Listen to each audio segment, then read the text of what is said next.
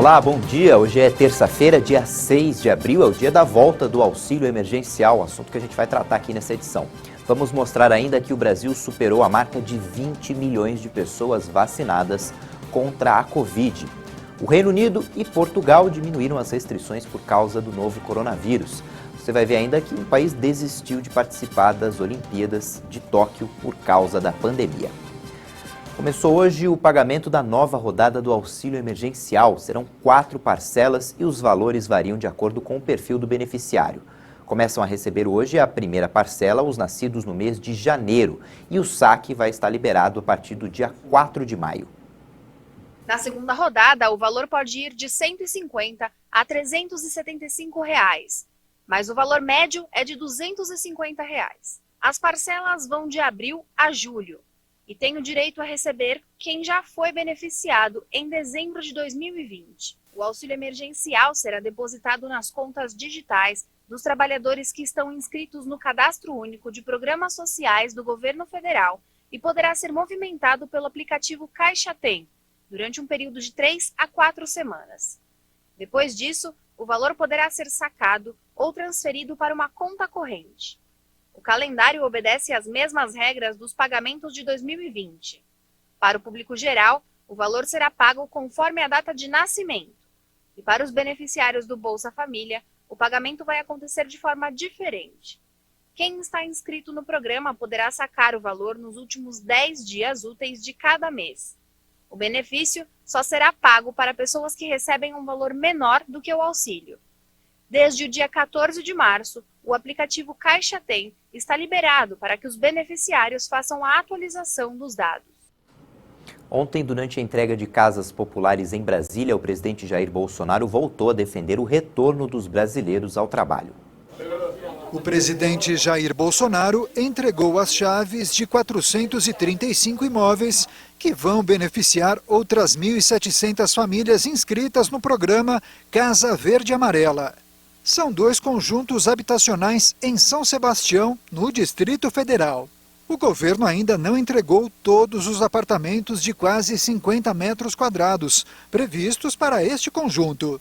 O governo está investindo quase 54 milhões de reais nesta obra, motivo que justificou, mais uma vez, a defesa do presidente, a necessidade do país voltar a trabalhar sem restrições. Temos 2 problemas pela frente, gravíssimos ainda: o vírus e o desemprego. E também sempre bati na mesma tecla. As medidas para combater o vírus, os seus efeitos colaterais não podem ser mais danosos que o próprio vírus. O Brasil precisa voltar a trabalhar. O presidente disse que vai a Chapecó, em Santa Catarina, visitar o prefeito João Rodrigues, do PSD, que defende o tratamento precoce contra a Covid-19. O presidente Bolsonaro apoia.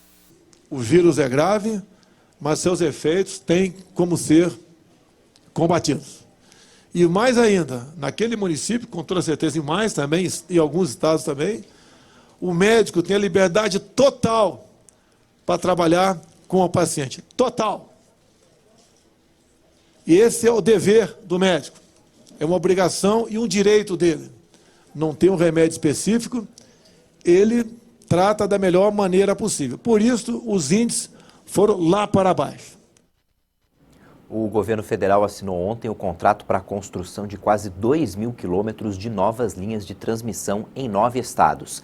As empresas que venceram o maior leilão de infraestrutura realizado pelo governo federal em 2020 terão que fazer um investimento de 7 bilhões de reais. Os 10 lotes de linhas de transmissão localizados nos estados do Amazonas, Bahia, Ceará, Espírito Santo, Goiás, Mato Grosso do Sul, Minas Gerais, Rio Grande do Sul e São Paulo devem receber investimentos de 7,34 bilhões de reais nos próximos meses. O resultado desse leilão mostra a confiança dos investidores no nosso governo, no nosso país. Mais do que nunca, é hora de gerar empregos e renda para a nossa população. E 15 mil novos empregos gerados.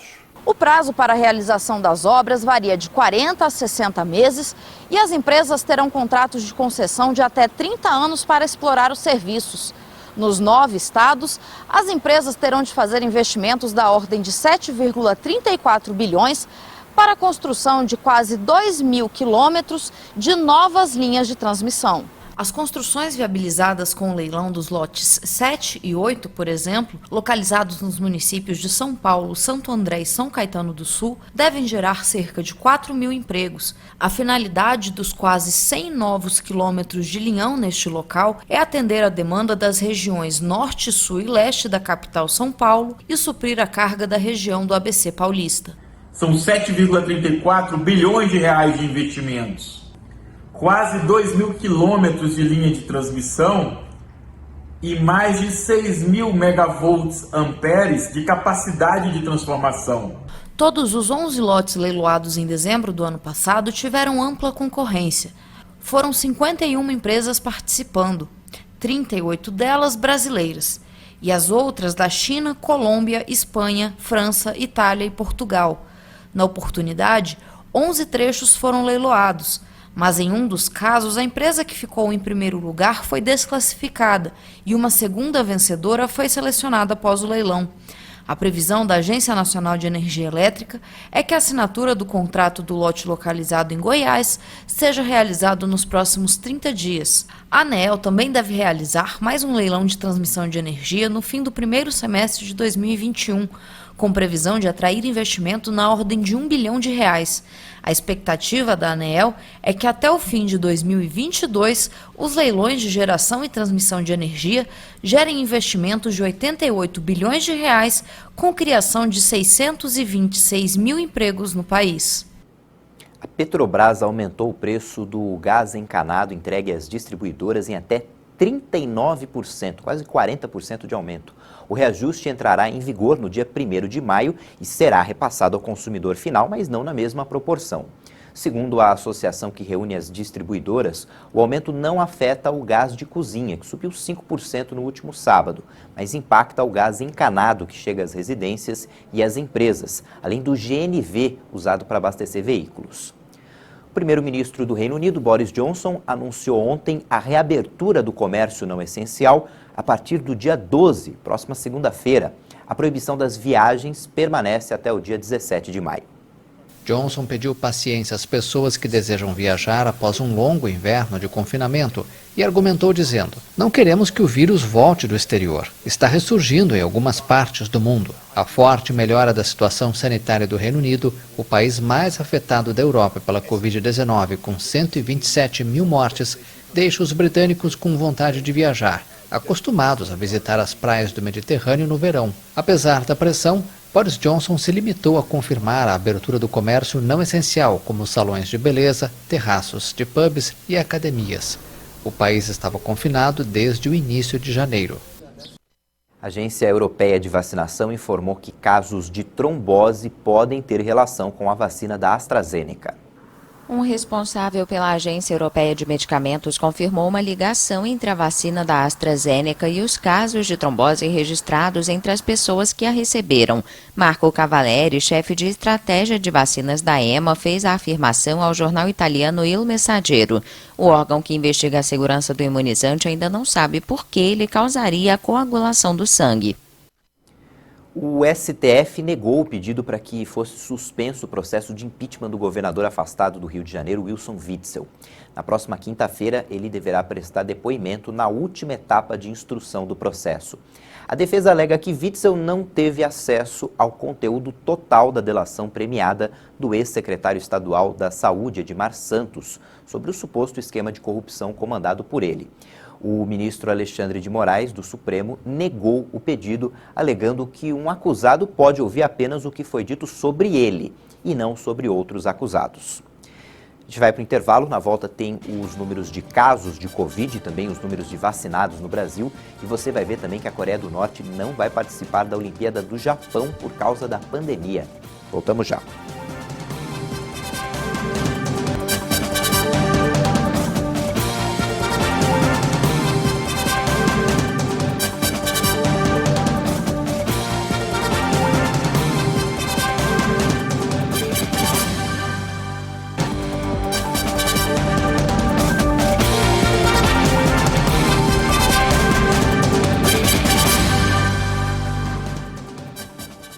O Ministério da Saúde informou que o Brasil já tem mais de 13 milhões de casos confirmados de Covid-19 e quase 333 mil mortes também foram confirmadas pela doença. O Brasil registrou mais 1.319 mortes pela Covid-19 em 24 horas. Com isso, já são 332.752 vítimas da doença no país.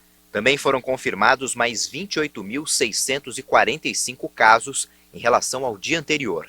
E o total de infectados pelo coronavírus passou de 13 milhões e 13 mil casos. A média móvel de mortes pela Covid em 7 dias no Brasil registrou mais uma leve queda e foram contabilizadas 2.698 mortes por dia. Já a média móvel de casos nos últimos 7 dias apresentou tendência de queda, está em 62.855. O pico foi em 27 de março, quando a média móvel de casos atingiu mais de 77 mil contaminações.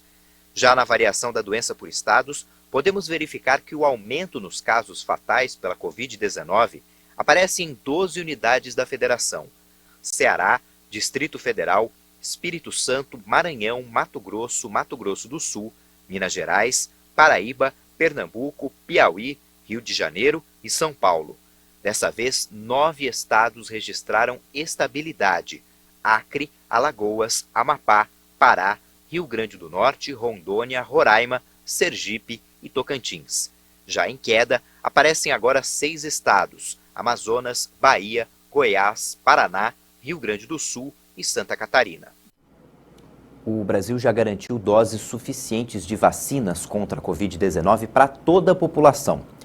Foram contratados 626 milhões de doses de 8 farmacêuticas diferentes. O Brasil tem 210 milhões de habitantes. Algumas vacinas têm 2 doses, por isso seriam mais de 400 milhões. E aí nessa conta também estão incluídas perdas e eventuais atrasos. A maior quantidade será entregue pela Fiocruz, com um pouco mais de 222 milhões de doses da vacina de Oxford. Todas devem ser disponibilizadas esse ano.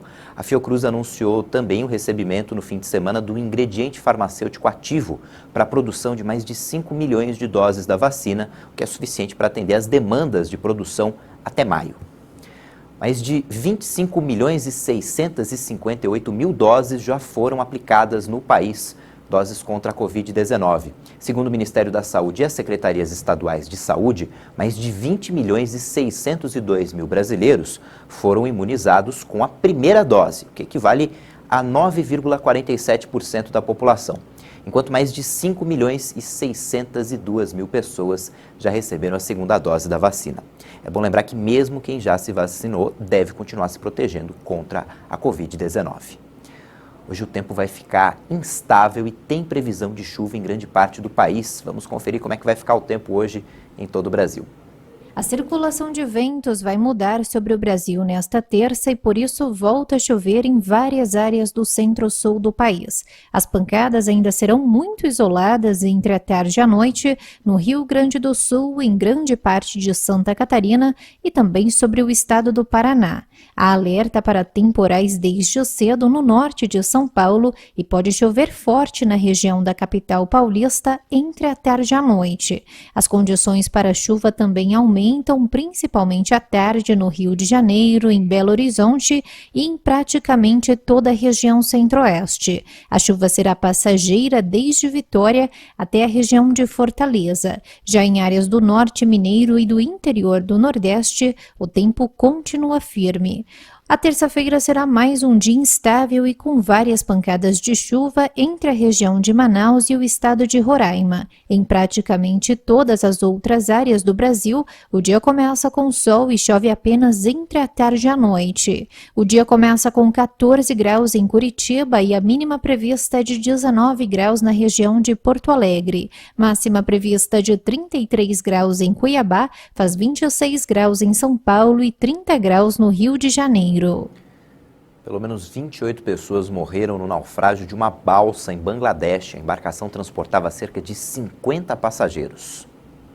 A embarcação foi retirada da água e vários corpos foram encontrados, mas as buscas por eventuais sobreviventes continuam.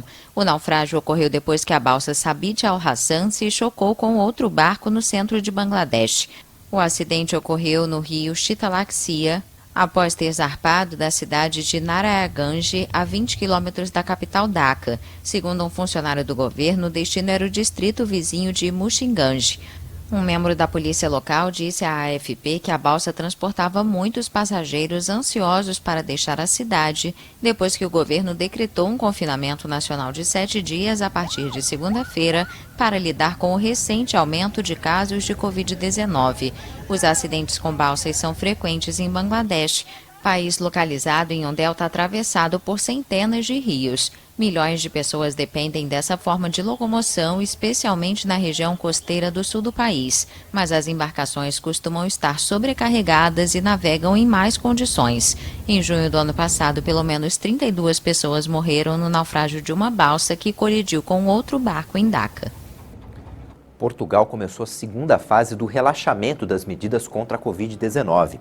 O país sofreu com a segunda onda da pandemia no começo do ano.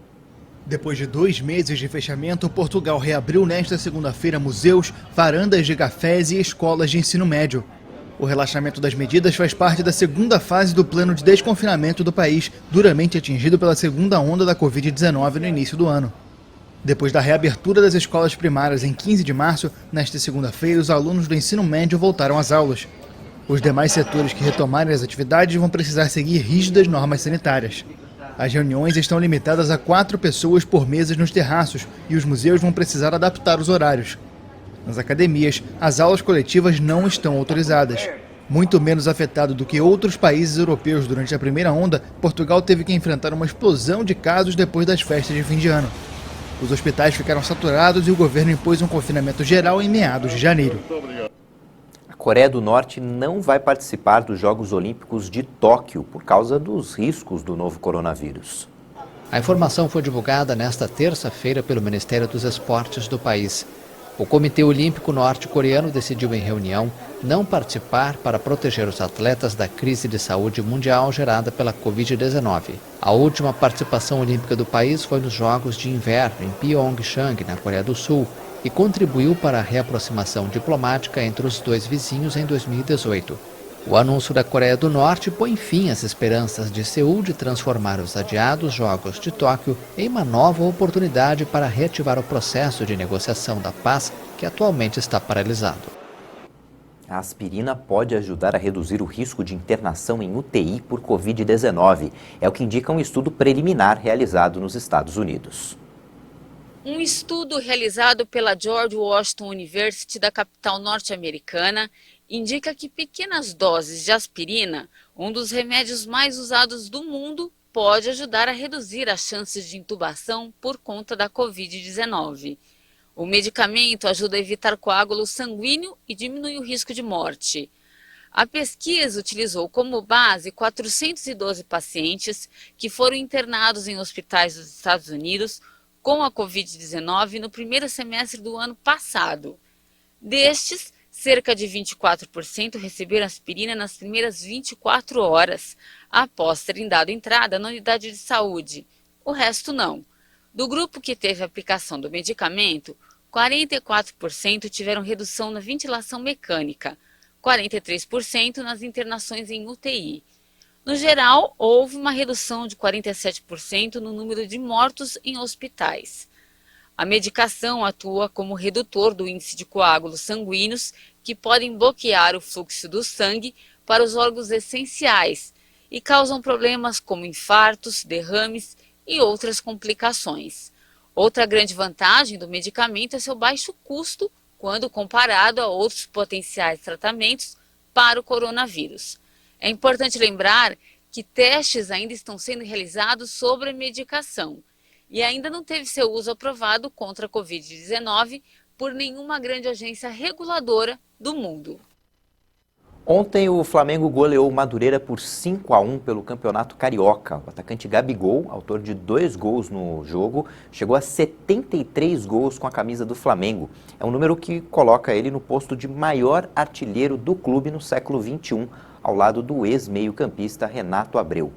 Com 19 pontos até agora, o Flamengo encaminhou a vaga à semifinal do estadual.